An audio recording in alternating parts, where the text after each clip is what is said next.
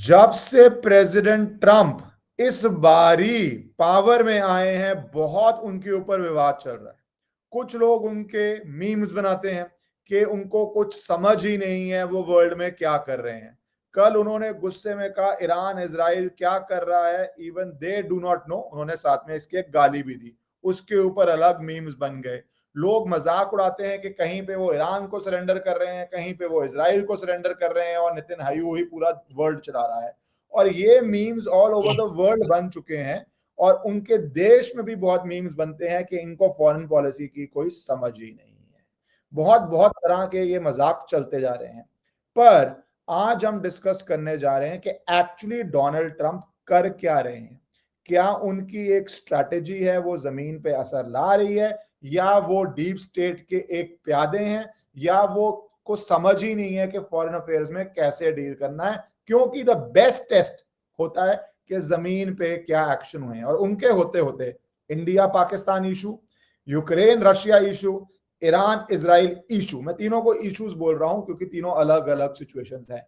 तो उसके ऊपर ऑन ग्राउंड उनका क्या इम्पैक्ट रहा है, ये सब डिस्कस करेंगे आज हम कर्नल RSN सिंह जी के साथ, जो पूरे तीनों इश्यूज को एग्जॉस्टिवली लेते हुए समझाएंगे। क्योंकि उनका बहुत स्ट्रॉन्ग व्यू है, जब मैं उनसे बात कर रहा था ऑफलाइन, उनका एक बहुत स्ट्रॉन्ग व्यू है कि बहुत लोगों को समझ ही नहीं आ रहा हो क्या रहा है, और बिकॉज समझ नहीं आ रहा वो ऐसे रिएक्ट कर रहे हैं। इसलिए जमीन पे क्या हुआ है ये समझने के लिए colonel RSN Singh ji, thank you for coming and giving time sir. Ishkaran ji, आपके और आपके दर्शकों को मेरा नमस्कार।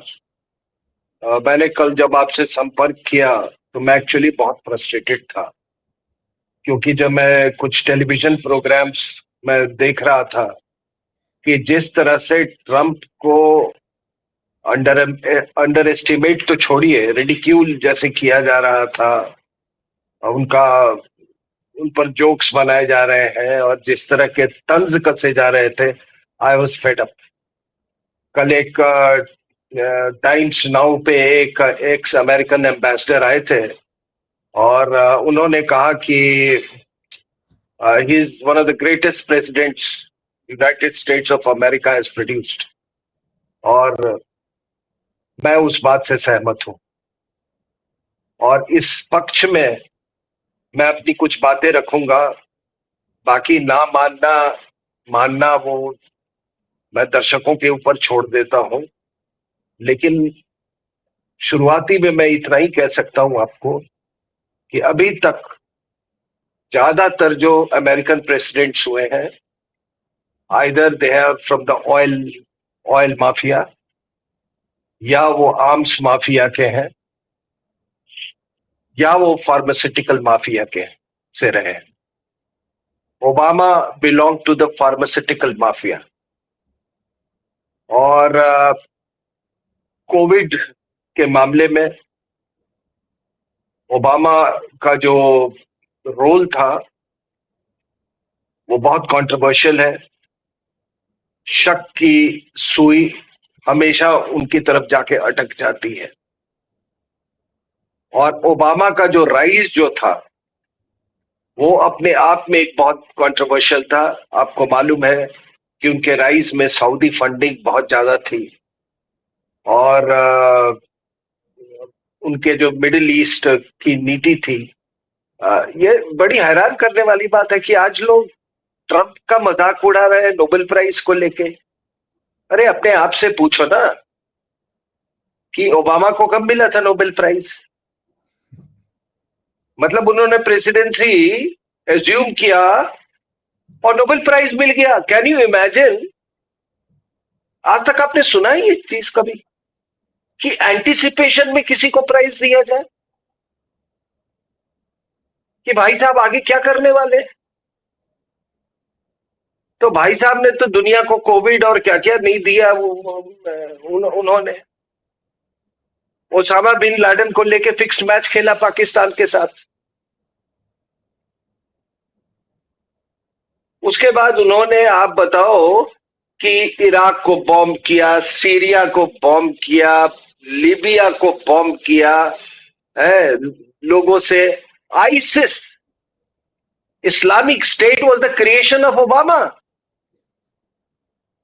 लेकिन हमारे यहाँ क्या है ना कि वो जो ट्रांसफर ऑफ पावर जो हुआ ना, तो इनको है कि एक जो स्टेट्समैन होता है वो अलग तरह से टाई पहनता है, वो अलग तरह से उसकी एक भाषा होती है, वो मतलब उस तरह का होता है, तो हम किसी को उस मोल्ड में देख के जज करते हैं।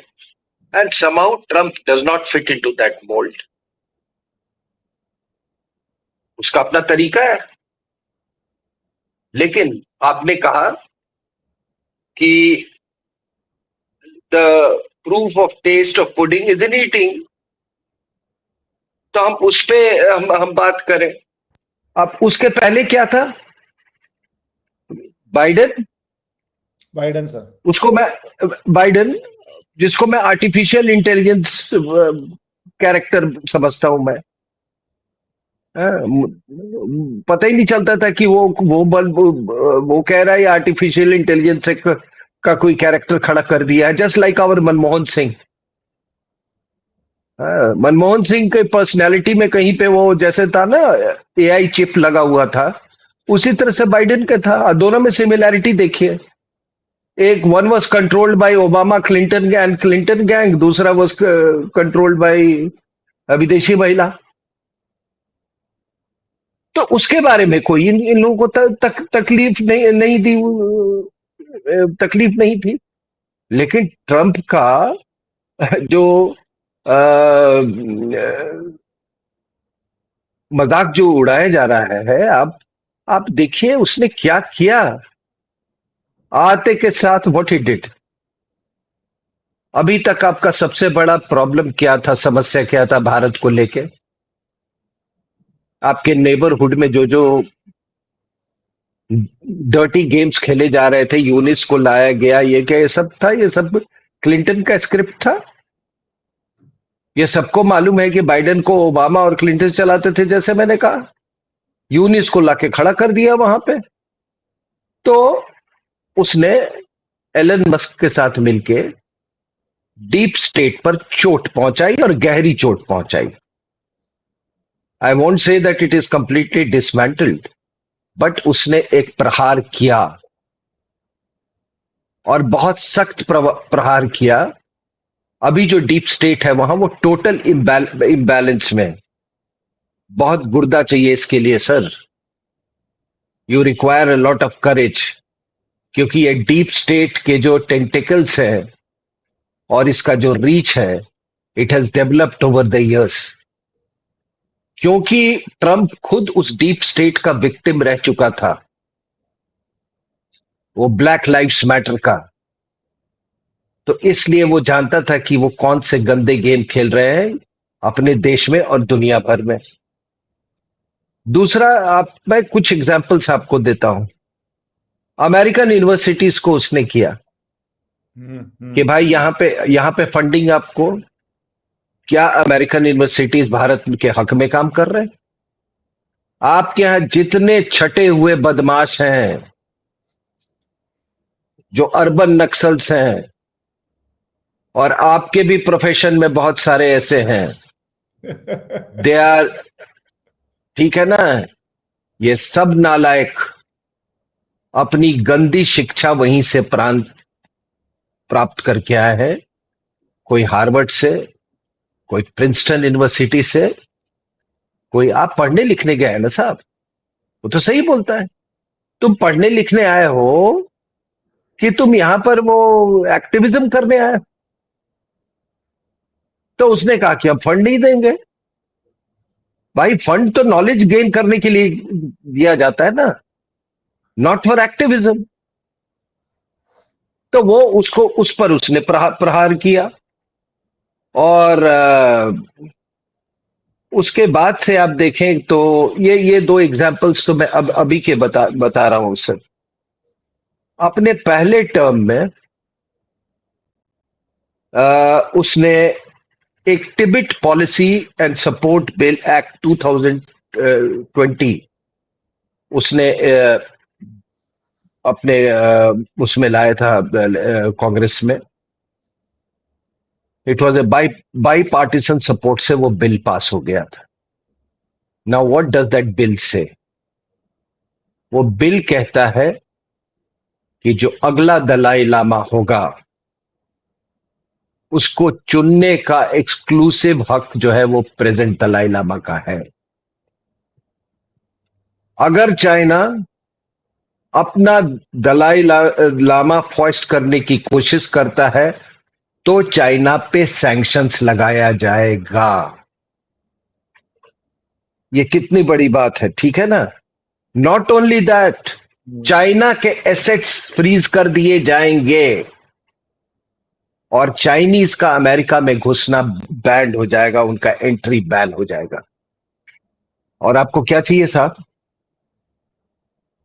Your main problem is not, it involves Chinese leadership, but territorially आपकी जो समस्या है चीन के साथ वो है तिब्बत। वो दूसरी बात है कि हम उसको एक डिप्लोमेटिक करेक्टनेस के तहत हम इसको इंडो चाइना बॉर्डर बोलते हैं, but actually it is Indo Tibet border. तो आप बोलिए कि वो एक ऐसा वो बिल आपको देके चला गया आपके फेवर में, which will serve you for all years to come. तो क्या किया उसने? गलत किया सर। उसके बाद मैं आपको बता रहा हूं कि अब्राहमिक अकॉर्ड्स, ये मैं उसके पहले टर्म की बात आपको कर रहा हूं सर, ये मामूली बात नहीं थी।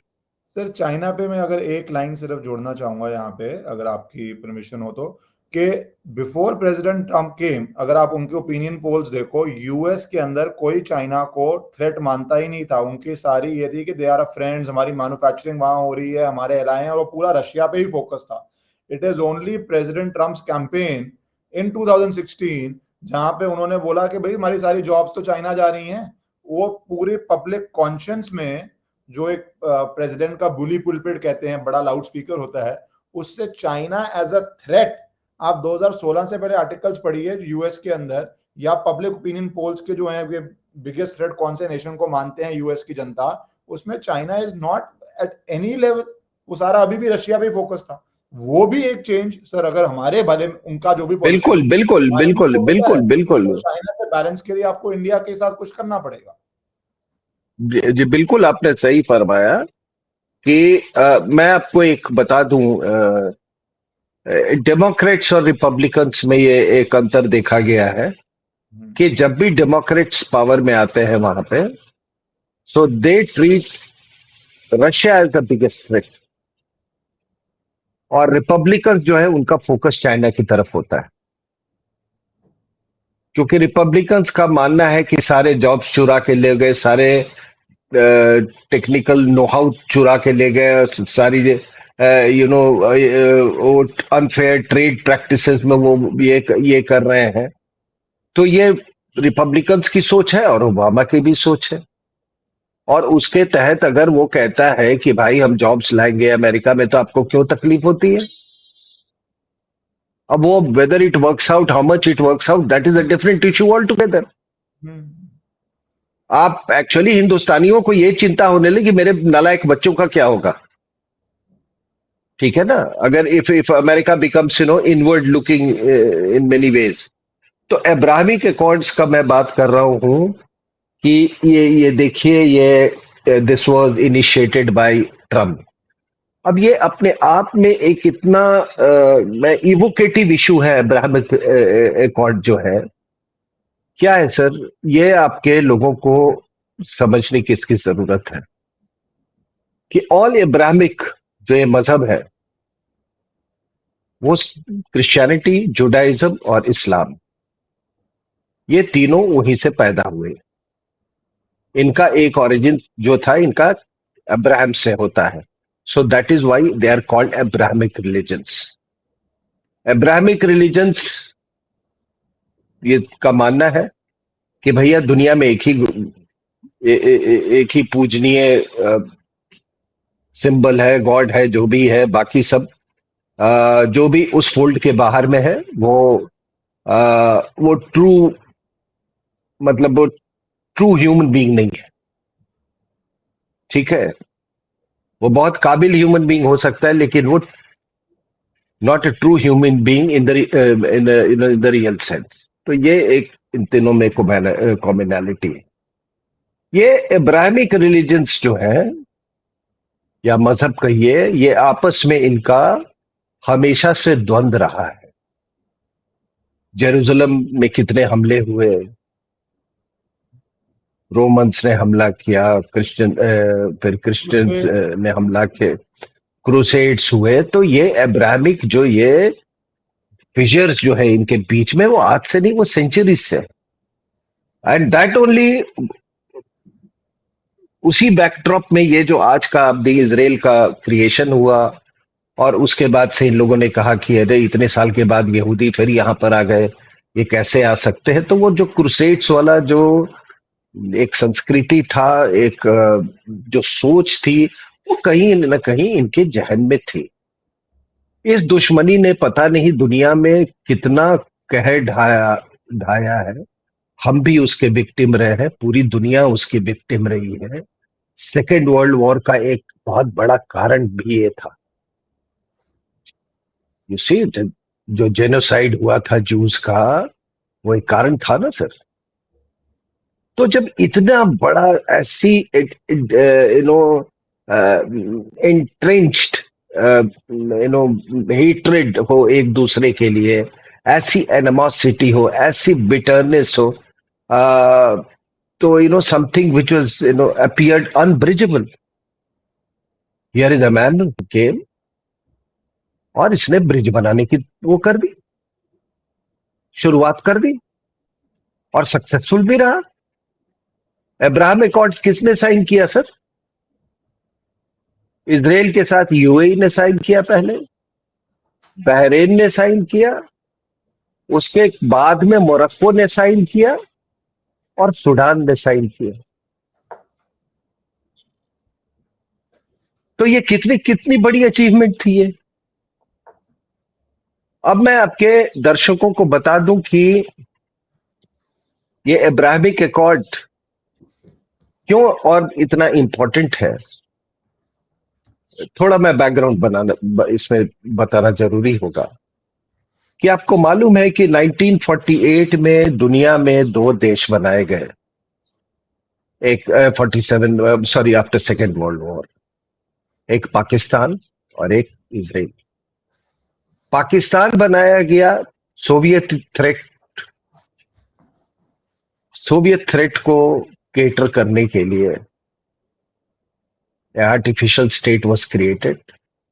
उसके पहले द ग्रेट रशियन गेम होता था, क्योंकि ब्रिटिश को इस बात का एप्रीहेंशन था कि having taken Central Asia, the Russian empire will roll down, और अफगानिस्तान में पठान्स को लेते हुए वो भारत की तरफ आ जाएंगे। तो एक लाइन बनाई गई, डूरैंड लाइन, उसी के तहत बनाया गया था। इसीलिए कश्मीर, अंग्रेज चाहते थे कि कश्मीर, अगर पूरा कश्मीर नहीं तो गिलगिट बाल्टिस्तान का इलाका जो है वो पाकिस्तान का हिस्सा बने। तो एक तो वो बना था, और दूसरी तरफ बनाया गया था सर इजराइल। इजराइल इसलिए बनाया गया था कि ये जो आप कॉन्फ्लिक्ट देख रहे हैं ना, इजराइल ईरान का, या अरब इजराइल का कॉन्फ्लिक्ट, या मिडिल ईस्ट कॉन्फ्लिक्ट देखें, तो ये बनाया गया था मैरीटाइम इंटरेस्ट पे। यहां से जाने का सबसे आसान और सस्ता रास्ता सुएज कैनाल के थ्रू था। So the Suez was important, the Red Sea was important, the Mediterranean became important, और आपका जो पर्शियन गल्फ था दैट बिकेम इंपॉर्टेंट। उसके अपने मैरीटाइम इंटरेस्ट को सेफ गार्ड करने के लिए उनको अपना एक सिपाही चाहिए था, और उसको सिपाही बोले या एक कोई एक एक, एक एक एक किसी तरह का एक उनको एक प्लेटफॉर्म चाहिए था। सो दे क्रिएटेड इजराइल। और आज भी लोग कहते हैं, अमेरिकन कहते हैं कि हाँ, इजराइल हमारा अनसिंकेबल एयरक्राफ्ट कैरियर है। हम्म, और हुआ भी यही, जो जिस चीज की उनको एप्रीहेंशन थी 1956 में नासर ने कि नेशनलाइज सुएज कैनाल, तो उन्होंने कहा कि अरे ये क्या हो गया, हमने इसराइल को इसी के लिए तो बनाया था, इसी के बचाव के लिए, इसी को प्रिवेंट करने के लिए। तो इसराइल, फ्रांस और ग्रेट ब्रिटेन ने मिलके उन्होंने एक सीक्रेट उन्होंने अंडरस्टैंडिंग की और उन्होंने जाके कब्जा कर लिया इलाके को। ये 56 की बात कर रहा हूं। अमेरिका बहुत आग बबूला हुआ, उसने कहा कि आपने हमसे बिना पूछे कैसे ये कर लिया, आपके इस हरकत से सोवियत यूनियन जो है वो इस एरिया में हम्म, स्ट्रेटेजिकली एक्टिव हो जाएगा। वहां से America replaced Britain as the uno uno power in Middle East and even in the rest of the world. ठीक है, तो उसके बाद से सर 48 में वॉर हुआ, अरब्स ने मिलके ये हमला किया, उसमें इजिप्ट खास था, उसमें इजिप्ट था, जॉर्डन था, सीरिया, ये सारों ने मिलके उसको उस समय इसराइल की आर्म फोर्सेस भी नहीं तैयार थी, कुछ मिलिशिया ग्रुप्स थे जैसे इरगुन, ये मिलिशिया ग्रुप्स, उन सब ने लेके पीट दिया इनको 1948 में इसराइल में, उसका पीटा। फिर 1967 में फिर 1956 एंड आफ्टर ईच वॉर जो इसराइल को जो पार्टीशन में जो टेरिटरी मिला था वो ब्लोट करता गया, वो बढ़ता गया। फिर 56 में हुआ और बड़ा हुआ इसराइल। 67 में वो जॉर्डन रिवर के ऊपर हुआ कि भाई आपने डाइवर्ट कर दिया ये वो, इन्होंने हमला बोला, इसने जाके इजरायलीज ने जो सीरियन इजिप्शियन एयरफोर्स था, उसको ग्राउंड पे ही पूरा डिस्ट्रॉय कर दिया। 6 दिन में लड़ाई खत्म हो गई। ये 12 दिन की अभी वाली लड़ाई थी, वो 6 दिन की थी। उसके बाद उसमें भी हार गए, फिर और बड़ा हो गया इसराइल का टेरिटरी। और फिर 73 में आपको मालूम है कि इजिप्ट ने हमला किया, पूरी तैयारी के साथ किया, बड़ी बहुत एक सरप्राइज और जो डिसेप्शन था वो बहुत अव्वल दर्जे का था। यम कपूर डे के दिन किया था, which is the biggest religious day for as far as Jews concern, किया। इनिशियल सक्सेसेस बहुत तगड़े मिले, लेकिन 10 दिन के बाद the tides turn, and when the tides turn, तो उसके बाद से ये ये ठुक गए अच्छी तरीके से। तब अमेरिकन ने बोला, सर ये थोड़ा दर्शकों को से, अमेरिकन ने इनको बोला कि देखो यार, ऐसा है कि तुम्हारे लड़ने वड़ने की तुम्हारी औकात है नहीं, ठीक है, तुम ऐसा करो, हम तुम्हारी सिक्योरिटी देंगे यहाँ पे, ठीक है, तुम ये फौज वौज का अपना छोड़ दो, ठीक है ना, वो हम तुमको प्रोटेक्शन देंगे, हम तुमको बेसिस देंगे, हमारे यहाँ आपके बेसिस होंगे, आपको कोई आंख उठा के नहीं देखेगा। और एक काम करना कि ये जो तेल जो बेच रहे हो ना, जो हम ही निकालते हैं ये तेल और मार्केटिंग करते हैं, और या तुम जो इसको बेचते हो ये सारा, तो ऐसा करना है इसको डॉलर में ही बेचना। हम्म। तो वहां से पेट्रो डॉलर शुरू हो गया सर, और अमेरिकन बेसिस वहां पर हर में आ आज गई की जो मेरी, सभी हाँ, जगह आ गई। बाहर, हाँ, मतलब अभी आप देखें ना तो बहरेन में, उधर ये आपके कतर में, सऊदीया। यूएई में, हाँ, आपके तो ये चारों तरफ बेस ही बेस है, तो they created a security architecture जिसमें America is very much a part. तो ये हुआ अब सर कि फिर 78 में एक कैंप डेविड अकॉर्ड हुआ। Camp David is near Washington. Jimmy Carter, Begin and Sadat, इन लोगों ने कहा यार सुनो, अब बहुत लड़ लिए, अब आपस में कर लो ये। और इजिप्ट ने शांति के लिए प्रस्ताव मान लिया, मैकॉर्ड साइन हो गई, the animosity came to an end. फिर लोगों ने कहा भाई, इसराइल ने कहा कि ये जो सबसे बड़ा इनमें बदमाश था इजिप्ट, वही लाइन पे आ गया तो बाकी will be taken care of, और यही हुआ। और फिर क्या हुआ कि वो शांति स्थापित हो गई अरब वर्ल्ड में और इसराइल के ऊपर में। ठीक है, अब वहां से ट्रंप ने ये बात आगे ले गया और उसने एकॉर्ड करवा लिया। फिर इनके पास आपको मालूम है पेट्रो डॉलर्स आए, पेट्रो डॉलर्स के बाद से आ, फिर इनको कहा कि ये ना, ये पेट्रो डॉलर्स पे है ये, और इनके पास इनके Saudi Arabia is the pivot as far as Sunni nationalism is concern. तो इसको इसको इस्तेमाल करो। हमारे सब कॉन्टिनेंट के मुस्लिम्स इसके लिए बहुत माहिर थे, तो पाकिस्तान ने वो ठेका उठा लिया कि इनको रेडिकलाइज करके हम लड़वाएंगे सोवियत्स के खिलाफ। So it became Sunni Islam versus Soviet union यानी कम्युनिज्म। अब इस बीच क्या होता है कि अब कहते इधर तो ये कर दिया इन्होंने 78 में, और ये मामला का ये सोवियत यूनियन के खिलाफ जो बैटलफील्ड्स ऑफ अफगानिस्तान में लड़ाई हुई थी, वो कितने 10 साल चला सर? 10 साल। इस 10 साल में उधर क्या हो रहा था? उधर अमेरिकन ने लाके ईरान में खुमैनी को बैठाया, कहा कि भाई ये आप ठीक है। मानते हो सर खुमानी को यूएस ने बिठाया? या देर declassified documents है। He was in touch with the CIA from 1963। पर सर इसको फ्रांस शाह भी तो उनका ही प्यादा था, उसको हटा के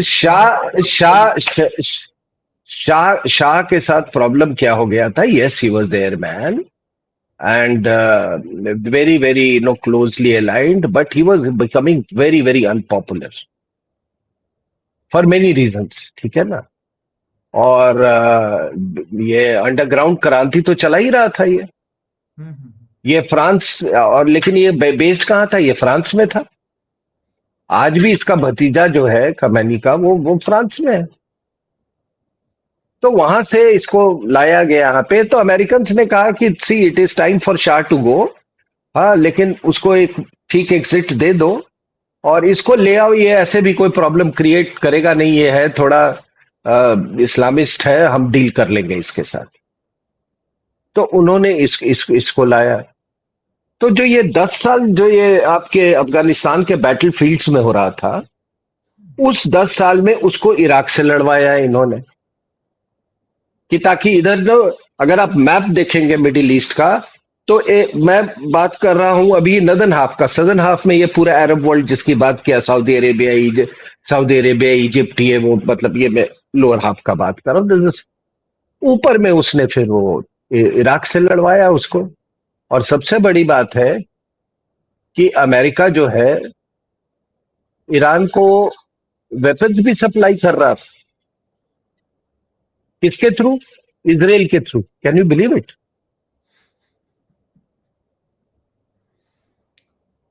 और इराक को भी सर माइंड बॉग, कि हमने obviously not being an expert, हमने तो ऊपर ऊपर सुना है कि शाह वाज यूएस का प्यादा, एक रेवोल्यूशन होती है, ये आ जाता है।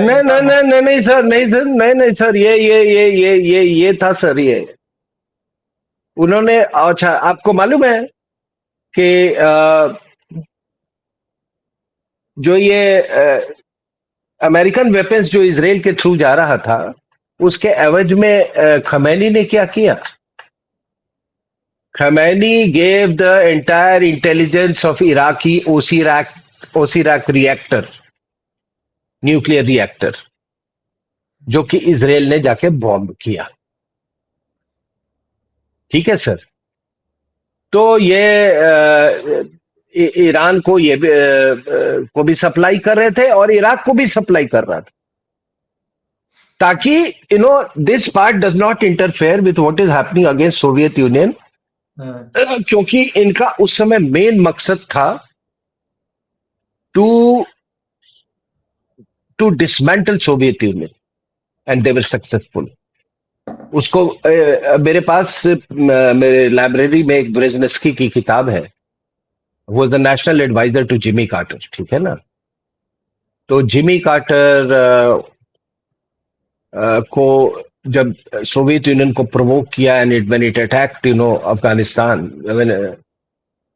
तो ब्रेजनेस्की ने बोला कि मैंने क्रिएट कर दिया है the Vietnam for Soviet Union. और बाद में उसने इंटरव्यू भी बोला है कि tell me which was lesser evil, Islamic fundamentalism और कम्युनिज्म और सोवियत यूनियन, ठीक है सर। तो ये कहानी है। फिर ये बाद में 17 जैसे ये खत्म हुआ 789 के बाद से ही अपने रूल को लेजिटिमाइज करने के लिए खुमैनी ने ही invented enemy out of Israel sitting 1600 kilometres away, और वो सब कहने लगा कि it has no right to exist. He brought it to this religious equations उसने बना दिए, जुडाइज्म जैनिज्म वर्सेस ये वो करके, मतलब उसने किया। फिर he conflated this with nuclear weapons, and that is why it became very dangerous. Sir पर आप जो फिर बोल बाद रहे हैं में इतनी सर, अगर मैं इतनी सिमिलैरिटी मुझे पाकिस्तान से लग रही है कि इस्लामिक फंडामेंटलिस्ट स्टेट, बिकॉज आप जनता को तो कुछ डिलीवर कर नहीं पा रहे हो, तो आपको एक एनिमी हाँ, क्रिएट करना है। पाकिस्तान को कश्मीर, इंडिया वो एनिमी क्रिएट करके एग्जिस्ट करना है। आप बोले ईरान भी ऑलमोस्ट 2000 किलोमीटर दूर एक एनिमी क्रिएट कर रहा है, क्योंकि आप अपनी जनता को हाँ, इस बारे में पैशनेट करते रहो कि भाई जिहाद करनी है, इनको खत्म करना है, तो आपको वो absolutely. पावर का ग्लू मिल गया है। Mindset And and same and and नहीं नहीं, and it had never, the well-being of Iran was never on the mind of the regime. है। रेजीम का केवल था कि हम कैसे अपने को कंटिन्यू रखें, हाँ? और उसके तहत उन्होंने ईरानियन रेवोल्यूशनरी गार्ड वो कर दिया। अब बताइए कि कोई भी पैट्रियोटिक रूलर क्या दो, मतलब पैरेलल आर्म फोर्सेस बनाएगा, एक देश का और एक रिजीम का? So for them the regime mattered. तो इसीलिए क्या था कि इन्होंने फिर देखा कि भैया ये प्रॉक्सीज तैयार किए, हिजबुल्ला, हमास, सीरिया, हुतीस, ठीक है, ये उन्होंने तैयार किए। तो उन्होंने कहा कि देखो ये proxies plus ballistic missiles plus nuclear capability और बाद में प्लस ड्रोन्स, ये बड़ा डेडली कॉम्बिनेशन है। इसके खिलाफ इसराइल के पास कोई जवाब नहीं है। लेकिन क्या होता है कि ये नहीं है सर कि ये प्रॉक्सीज को डील करने के लिए ओबामा में नहीं कोशिश की। Obama created the ISIS, Islamic state,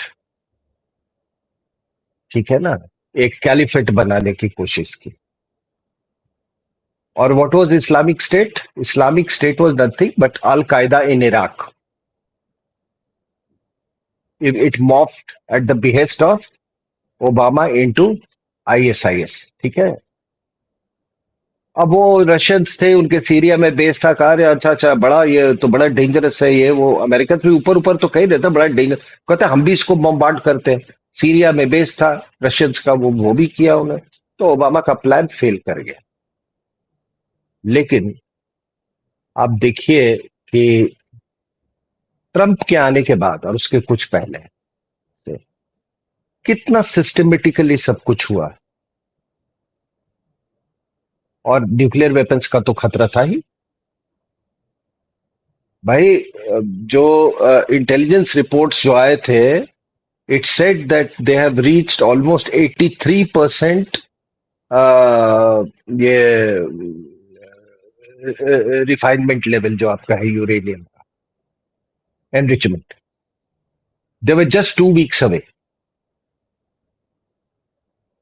कोई जरूरी नहीं है कि 90% पे ही न्यूक्लियर वेपन बने, 60% पे भी बन सकता है, लेकिन वो न्यूक्लियर वेपन जो है उसका साइज जो होगा वो बहुत बड़ा होगा, ठीक है ना। तो जितना एनरिच्ड होगा उतना ये है। तो तब लेकिन मैं ये कह रहा हूं कि आप देखिए कि कितना सिस्टमेटिकली ये लोग गए। पहले हमास को डील किया, फिर हिजबुल्लाह को डील किया, फिर सीरियन रेजिम वो वाज ब्रॉट डाउन, ठीक है ना। अब लोग कहते हैं कि ट्रंप, मैं फिर वापस ट्रंप पे आता हूं। जिस चीज के से लोग पिछले 20-30 साल से डील कर रहे, मतलब जिससे परेशान थी, what if Iran goes nuclear, Iran ने ये कर रहा। मुझे याद है एक जेएनयू के प्रोफेसर से, आज तो 20 साल पहले, कोई नेवी में बॉम्बे में एक सेमिनार हुआ था। तो एक था प्रोफेसर, नाम नहीं लूंगा, कौमी थे। तो उन्होंने कहा कि क्या हो जाएगा अगर ईरान न्यूक्लियर चला जाएगा। अरे क्या आपके हित में है ईरान न्यूक्लियर चला जाए? है? क्या शिया फैक्टर आपके कंट्री में नहीं है? सुन्नी फैक्टर आपके कंट्री में नहीं है? इस न्यूक्लियर उसके आड़ में तो आपके पूरा प्रॉक्सी वॉर चला है पाकिस्तान ने। और हम नहीं कहते हैं, वही उसको वो उसको कोई सुन्नी बॉम्ब बोलता है तो वो शिया बॉम्ब बोल रहे थे। तो एनीवे, मेरे कहने का क्या तात्पर्य है कि right from day one Trump ने ऑलमोस्ट खुल के बोला ये अमेरिका की वॉर है। वो सर जो वी शुरू में वी ऑन द स्काई है, उसने तो शुरू से ही कर दिया, we on this we on that. उसने बोला हमारे पास ये हथियार है, समझ जाओ, जब हमारा डेडली जो आर्सनल अनलीश होगा तो तुम उसको सहन नहीं कर पाओगे। वो शुरू से वो कह रहा है। यहां तक उसने आखिरी में कहा तेहरान के लोगों की इवैक्यूएट कर जाओ, नहीं तो टोक दिए जाओगे। तो वो थोड़ी कह रहा था कि तुम इवैक्यूएट करो और इजराइल आके ठोकेगा। उसके बाद आप इसके जितने ये है G7 का ये है, आप देख लो उसमें क्या कहा गया है। G7 का जो जॉइंट, वो जो बाद में जो फाइनल स्टेटमेंट आया है, उसमें यही कहा गया ना कि भाई हाँ ठीक है, मतलब लड़ाई झगड़ा तो बहुत बुरी चीज है, शांति होनी चाहिए, लेकिन Israel has every right to defend itself. और आखिरी में उस स्टेटमेंट कहता है कि there is no way Iran can be allowed to acquire nuclear weapon capability. ठीक है सर। तो आप बताओ एक चीज, ये जो पूरी कार्रवाई उसने की है, जिसको लेके पिछले 20-30 साल से लोग परेशान थे, क्या क्या किया उसने? अब्राहम अकॉर्ड किया पहले, so the entire Arab world was with him. ठीक है। रशिया यूक्रेन युद्ध चल रहा था, उसको उसने एक लेवल पे रखा। पुतिन से बात करता रहा, उसको एक लेवल पे रखा, ताकि पुतिन जो है वो किसी प्रकार से इसमें दखल अंदाजी ना कर सके। और हाँ। पुतिन ने भी ये कहा, कई चीजें उसने बोली कि there are 20 lakhs Russians in Israel, और 15% रशियन स्पीकिंग पॉपुलेशन है इसका। हाँ रशिया, हाँ रशियन स्पीकिंग है, वो सब। बट इश्करन, अगर अगर ये रशिया एक लेवल पर इसको रशिया यूक्रेन कॉन्फ्लिक्ट को मेंटेन नहीं किया जा सकता, नहीं किया जाता, तो चीजें इतनी आसान नहीं होती। अब हुआ क्या है, आप देखिए ट्रंप ने जो इब्राहिमिक अकॉर्ड्स किए, जिस तरह से वेस्ट एशिया को मैनेज किया, मतलब ये वाले अरब उसको, तो आप देखिए वहां पे इस्तांबुल में एक अभी OIC के 51st कॉन्फ्रेंस हुई फॉरेन मिनिस्टर्स की। वहां पर भी सबने कंडेम किया, but nobody came out in physical support of physical support of Iran. To see how he managed. उस मिडिल ईस्ट में there are 16 मुस्लिम कंट्रीज, एक भी नहीं आया. So the Ummah went for a 6. So now what has happened is, what actually started with Jimmy Carter after Camp David, उसने which brought peace to the Arab world, उसको ये आगे ले गया विथ अब्राहमिक अकॉर्ड्स. और अब वो जो शिया वर्ल्ड जिसको इसने बनाया हुआ था, ईरान, इराक, सीरिया, ये वाला बेल्ट, ठीक है ना. Syria is a Sunni majority country but was ruled by Shia, ठीक है ना. लेबनान में हिजबुल्लाह भी शिया. तो ये एक जो इसने बेल्ट बनाया हुआ था, उस बेल्ट को इसने, जो कि ईरान डोमिनेटेड था, उसको he is not only dismantled, क्या मैं बोलूं, डिसमेंटल्ड जो ईरानियन इन्फ्लुएंस जो था उसको. ईरान अपने आप को शिया नेशनलिज्म का पिविट मानता था, वो उसने उसको ध्वस्त कर दिया है. सो नाउ दिस वर्ल्ड, जो मैं वो नॉर्दर्न हाफ वाली जो मैं कह रहा था, अब उसके इंजीनियरिंग का, री इंजीनियरिंग का टाइम आ गया है. और यही नहीं, even talking in civilisational terms, cultural terms, soft power. आप देखिए अभी क्या है, प्रिंस सलमान ने, he has ushered in so many changes. बुर्का कंपलसरी नहीं है, ये नहीं है, और महिलाएं ये कर सकती हैं, गाड़ी चला सकती हैं, फुटबॉल ये दे सकती हैं, मदरसे जो हैं एक तरीके से फंक्शन करेंगे, लाउड स्पीकर नहीं बजेगा, मस्जिदों में वो रेड सी के किनारे एक बहुत बड़ा रिजॉर्ट बनेगा, नियॉन, वो सिटी, नियॉन सिटी बनेगा. यूएई में मंदिर बन रहा है, वहां पर वो सबसे बड़ा उसने ये किया, ये क्या कहते हैं, आर्टिफिशियल इंटेलिजेंस का सेंटर बन रहा है वहां पे, अनाउंस किया है. Not only that, just before this final assault on Iran, आप देखो वो 3 देशों का विजिट किया उसने, Saudi Arabia, UAE and Bahrain, sorry Qatar. $2 trillion का उसने इन्वेस्टमेंट अनाउंस करके वो आया है वहां पे. So this is how he manage the entire geopolitical scenario before hitting out at Iran. ठीक है सर. नॉट, अब मैं आ रहा हूं आपको, not only he did that,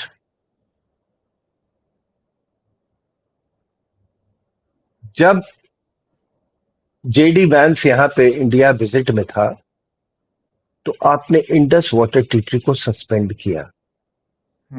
ये कम बात नहीं थी. That treaty was brokered in the 60s by the Americans. I mean world bank ने किया था, तो अमेरिकन्स ने किया था. और उस समय ये हालात थे कि अमेरिका का क्लोजेस्ट एलाई था पाकिस्तान, और हमको जैसे भी, I don't know back room में क्या हुआ, ये क्या हुआ, डिप्लोमेट में क्या प्रेशर आया, but we signed that treaty. और किसी का दम नहीं था सर कि उस ट्रीटी को छू भी सके. आपको तो ऐसे ही इंटरनेशनल एरेना में कटघरे में लाके खड़े कर देते कि देखो ये कितना ये क्रूअल देश है, इनह्यूमन. अपनी एग्रीमेंट से पलट रहा है. You right. हाँ, किसी की हिम्मत नहीं है. सैंक्शंस, हाँ, सैंक्शंस लग गए. तो जेडी वैंस के प्रेजेंस में ये किया गया. You think it was without the tacit support of the Americans? फिर आपने जो ठोकाई की है सर, ठोकाई की है, क्या इसका रिजल्ट? ठोकाई तो पहले भी हम लोग करते, मतलब किया था ना. सर्जिकल स्ट्राइक में किया था, वो बालाकोट, और उसके पहले तो छोटे लेवल पर ठुकाई होती रहती थी। आपने एक बड़े लेवल पर ठुकाई की, और जब आपने ठोकना शुरू किया था तो जेडी वांस का स्टेटमेंट आया कि हम वी आर नॉट कंसर्न्ड क्या हो रहा है। जब आपने तबीयत भर ठुकाई कर ली, तब उन्होंने कहा कि अब रुक जाओ। उस ठुकाई का नतीजा क्या हुआ सर? कि पूरी जो न्यूक्लियर ब्लफ थी पाकिस्तान की, वो अनरेवल हो गई। ठीक है सर। और जैसे अभी अटकलें जो लगाई जा रही है कि नहीं नहीं नहीं, पूरी तरह से नहीं ठोका है ईरान के न्यूक्लियर आर्सेनल को, वहां भी लोग ऐसे ऐसी बातें करते हैं। आई am not even concerned about that. तो वहां ठीक है पे भी सर। सेलिब्रेशन कर रहे हैं कि ईरान जीत गया है, वहां पे भी हाँ तो हाँ सेम हाँ थिंग। हाँ हाँ, तो वो I find a lot of parallels. ठीक है। तो जब अपने अच्छी तरह से वहां भी एंट्री एग्जिट पॉइंट्स की बात हो रही है, वो सर से there lot of parallels in that. तो क्या आप सोचते हैं सर कि ये बिना ट्रम्प के टैसिट सपोर्ट के हुआ? और मैं तो पहले दिन से मैं कह रहा हूं ये बात। दूसरी बात क्या है, नॉट ओनली दैट, यहां पर लोग देखो मोदी साहब ने हाइफनेट करवा दिया इंडिया पाकिस्तान को, जो पूरा डी हाइफनेट हो गया। और उसने तो ऐसी पाकिस्तान की पैंट उतारी है कि does not have semblance of a state any more. Asim Munir को बुलाया है, बंद कमरे में उसके साथ लंच किया, और आपको तो मालूम है, आपने देखा है ना ट्रंप कैसे बात करता है। जब वो हेड ऑफ स्टेट्स को नहीं छोड़ता है तो उसको क्या इसने दुर्गति की होगी, आपने सोचा है आपने? और आसिम मुनीर ने इसके सामने क्या क्या अपने पूरी अपनी देश को नंगा करवा के आया वहां से। ही मेड ही इसने एक ये वो किया, अ, ये लंच के पहले कहीं पे इसने एक टॉक दिया, वहां पर बोला ये क्या अमेरिकन लगे हुए हैं यूक्रेन के पीछे, उनके रेयर अर्थ के पीछे, मिनरल्स के पीछे। अरे हमारे पास आओ ना, वहां उनके पास तो कुछ बिलियन डॉलर्स के हैं, हमारे पास ट्रिलियन डॉलर्स के। This what he said.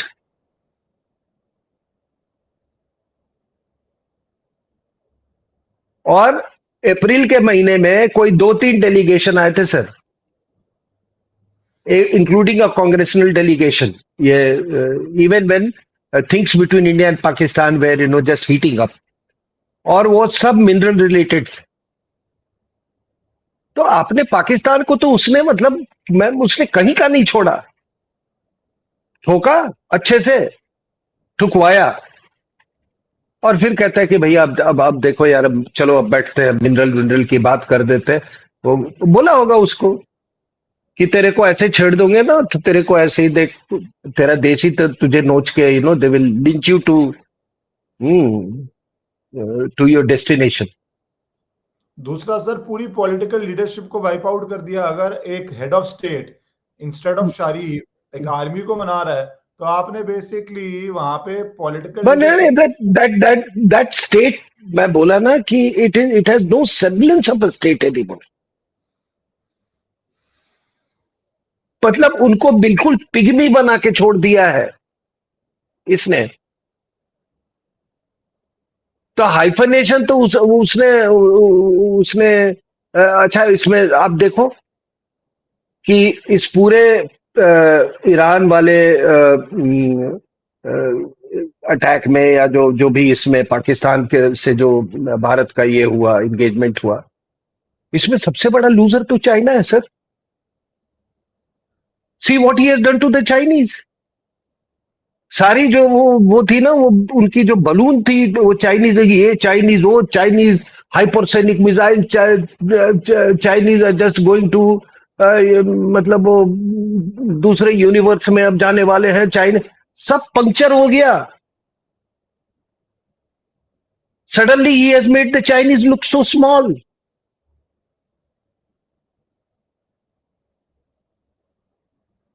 तो आप बताओ कि इससे और किसको आप, इससे बड़ी चीज उसने ये मैनेज है ना। और इश्करन, मैं आपको एक और बात बताता हूं, take it from me, within 2 weeks, plus minus here and there.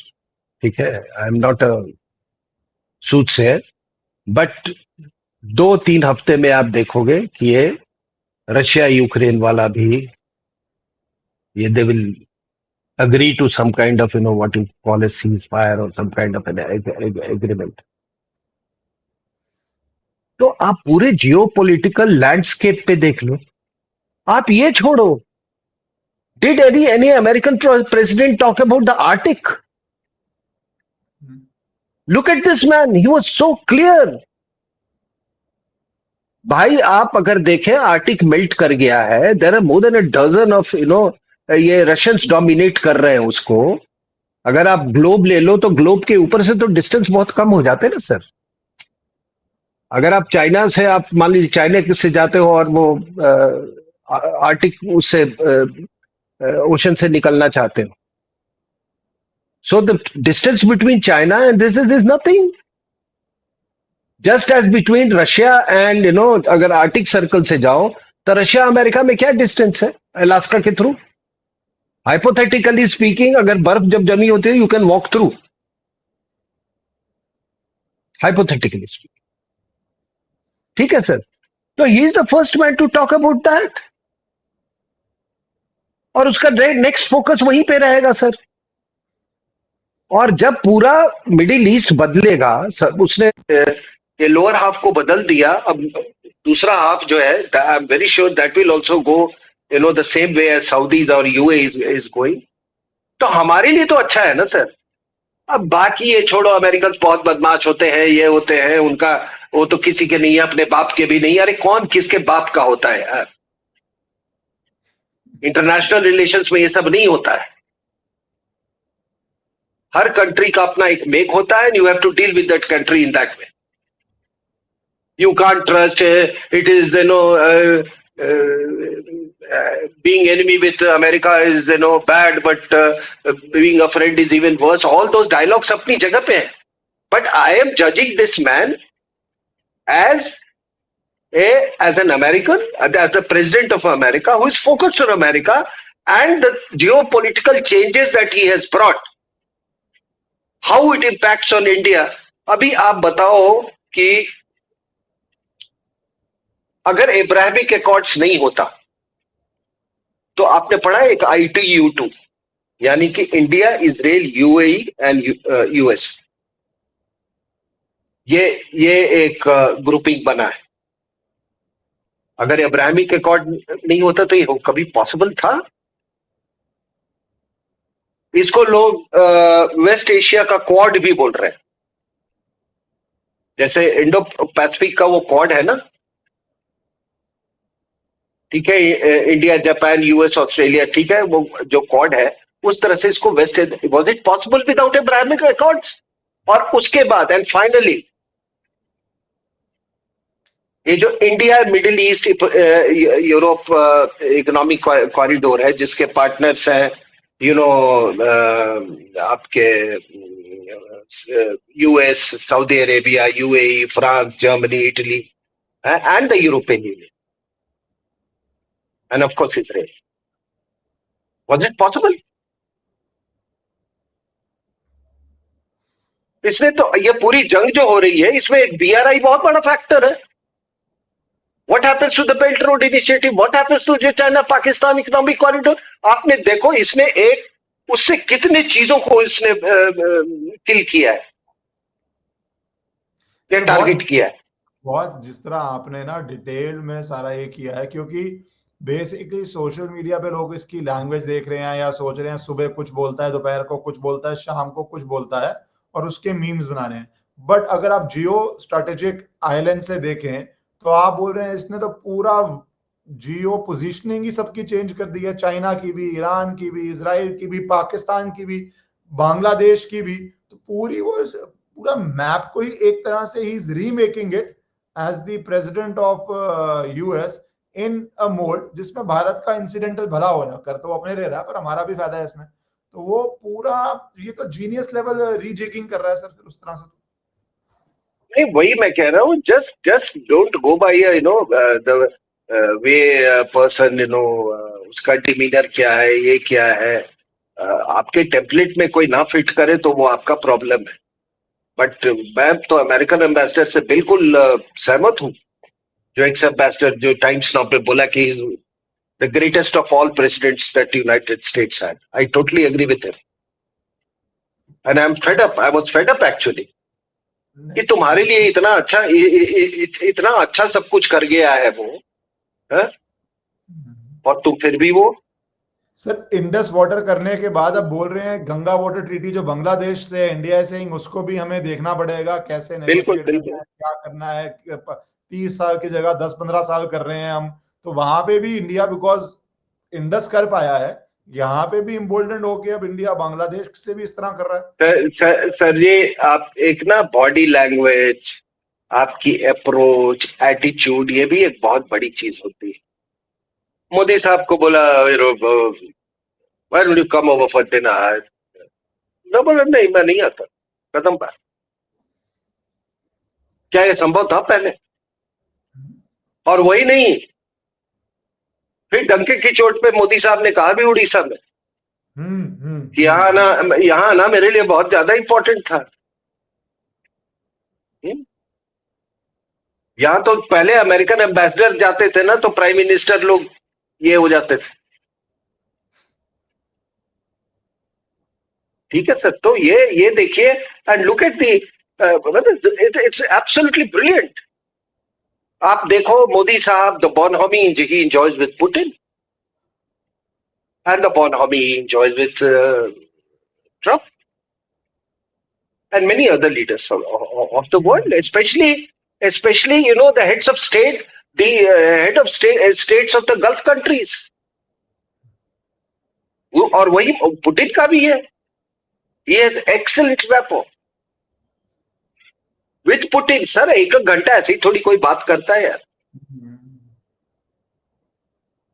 तो आप कैसे मैं कह दूं यार, मैंने आपके पास टेबल में आपके सामने फैक्ट्स रख दिए, अब आपकी मर्जी है, आप जो इसके आप बहुत इनलाइटनिंग फैक्ट्स ऑडियंसेस देख रही है। एक बारी वो जो इंस्टा आप जो है ना ट्वीट्स छोड़ के अगर आप स्ट्रैटेजिकली समझे जो आपने इतना ब्यूटीफुली एक्सप्लेन किया है, तो आई थिंक ये ऑडियंसेस के लिए, क्योंकि होने वाले दिनों में यही होना है, तो ऑडियंसेस के लिए बहुत अच्छा समझने के लिए एक पर्सपेक्टिव है sir. Thank you sir so much for your time today sir and for explaining all this so beautifully sir. Thank you sir.